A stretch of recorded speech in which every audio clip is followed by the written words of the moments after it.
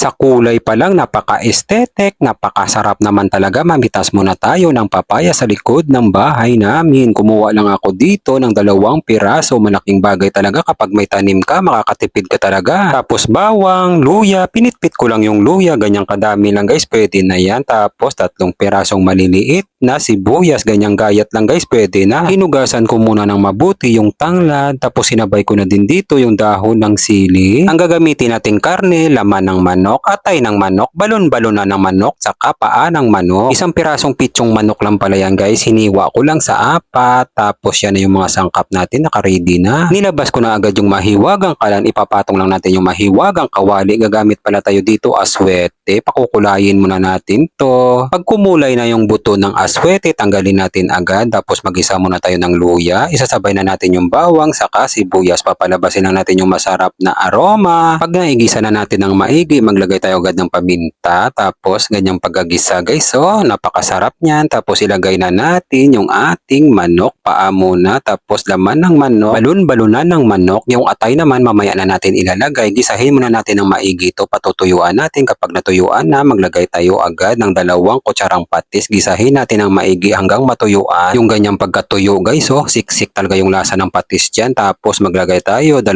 litrong hugas bigas. Tapos tanglad. Isabay na natin dito yung papaya, pangpalasa, asin, chicken powder, bitchin. Kung wala kayo chicken powder guys, pwede naman kayo gumamit ng chicken cube. Saka natin pakukuluan to sa loob ng 30 minutes sa mahinang apoy lang guys ha. Pagkalipas ng 30 minutes, tingnan muna natin kung malambot na guys. Tiningnan ko agad yung paa ng manok, malambot na. Tapos yung papaya, malambot na din. Tikman muna natin. Nako, napakasarap na guys. Tanggalin muna natin yung tanglad para hindi na din siya kumalat guys. Tapos ilagay na natin yung atay ng manok. Pakukuluan lang natin ng 5 minuto. Maraming salamat nga pala sa ating mga followers sa palagi nyong panonood. Ingat po kayo palagi dyan kung saang lugar man kayo. Pagkalipas ng 5 minuto, maglagay na tayo agad ng green na sili. Isabay na natin yung dahon ng sili. Pakukuluan ng 1 minuto. Luto na to. Kulay pa lang, napaka-aesthetic naman talaga. Napakasarap naman talaga. Maraming salamat nga pala sa ating mga kababayang OFW sa palagi nyong panonood. Ingat po kayo palagi dyan kung saang bansa man kayo at isasama ko kayo palagi sa mga panalangin ko. God, maraming salamat po sa biyaya na binibigay nyo sa araw-araw. I-bless nyo po yung food na maging silbing lakas sa katawan namin. Amen. Kain tayo guys. Kain Pinas. Sabaw muna tayo.